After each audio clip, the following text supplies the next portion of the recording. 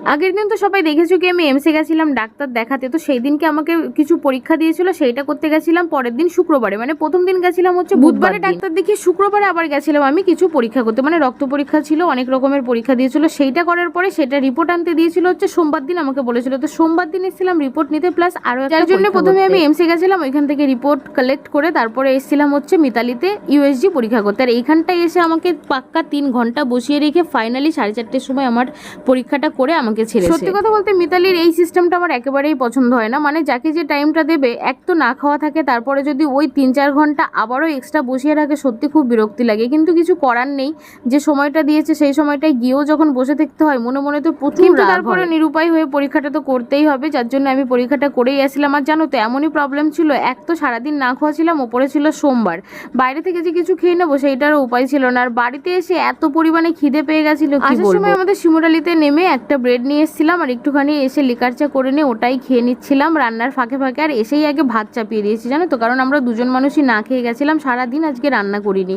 তো যেহেতু সোমবার ছিল ওই জন্য একটুখানি পনির নিয়ে এসেছিলাম, কিন্তু পনিরটা আবার আমার বর খায় না, যার জন্যে ওর জন্য একটুখানি লাউ পাতা ভাতে দিয়েছিলাম, আর হচ্ছে ওই ঝিঙে না কি বলে ওইটা ভাতে দিয়েছিলাম, ব্যাস ওর ওইটা হলেই বেশ মানে কি বলবো তৃপ্তির সাথে ভাতটা খেয়ে নিতে পারে। সত্যি কথা বলতে খাওয়া নিয়ে বায়নাটা আমিই বেশিরভাগ করে থাকি, মানে সব জিনিস আমার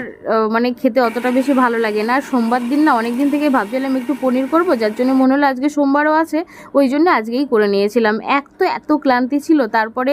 মশলা বাটতেও আমার মন চাইছিল না, যার জন্য সব কিছু দিয়ে মিক্সিতেই করে নিয়েছিলাম। আর এইখানটায় 250 মতো পনির নিয়ে এসেছিল, এটাই আমি রান্না করছিলাম, ওই ডেলি রুটিনে মানে যেমন আমি রান্না করি সেই একইভাবে করছিলাম। রান্নাটা তো এদিকে হচ্ছে, আর মনে মনে ভাবছি আজকে তো আবারও পরীক্ষা করে আসলাম, জানি না রিপোর্টে কি বেরোবে, কারণ যখন আমাকে ওইখানটায় টেস্টটা করাচ্ছিল না ইউএসজি রুমে আমাকে যখন ঢোকালো, তখন ডাক্তারে ওদের মধ্যে আলোচনা করছিল, কিছু কিছু কথা শুনেছি, তার মধ্যে কিছু কিছু কথাই আমার মনে হয়েছে যে আমার ভেতরে ছোটোখাটো ভালোই প্রবলেম তৈরি হয়ে গেছে, তবে রিপোর্টটা যত সময় না হাতে পাবো তত সময় মানে ক্লিয়ার হয়ে বলতে পারছি না কি কি হয়েছে। শুধু একটা কথাই বলি, যেন বড় এমন কিছু না হয় যার জন্যে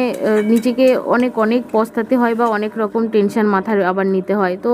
রিপোর্টটা না আসা পর্যন্ত কিছুই বলতে পারবো না। যাই হোক, রিপোর্টে যা আসার সেটা তো আসবেই। আর এইদিকে দেখো রান্নাটা কিন্তু প্রায় আমার কমপ্লিট হয়ে গেছে, আর কি দিয়ে রান্না করলাম চলো তোমাদের সাথে একটু মুখেই বলে দিই। এইখানটা কিন্তু একটু আদা জিরের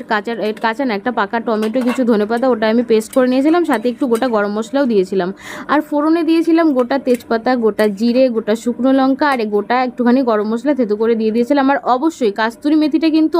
আমি দিয়েই থাকি, কারণ কাস্তুরি মেথি ছাড়া আমার পনিরটা অতটা বেশি ভালো লাগে না, মানে ওই কাস্তুরি মেথিটা দিলে না পনিরের টেস্টটাই বদলে যায়। আর অবশ্যই ক্যাপসিকাম তো ছিলই, একটা গোটা আলু দিয়ে দিয়েছিলাম, এইভাবে কষা কষা করে এই যে দেখতেই পাচ্ছ রান্না করে নিয়েছি। তো চলো বন্ধুরা, আজকের মতো ভিডিওটা এখানটায় রাখছি, কেমন লাগলো সবাই জানিও, সবাই ভালো থেকো, টাটা।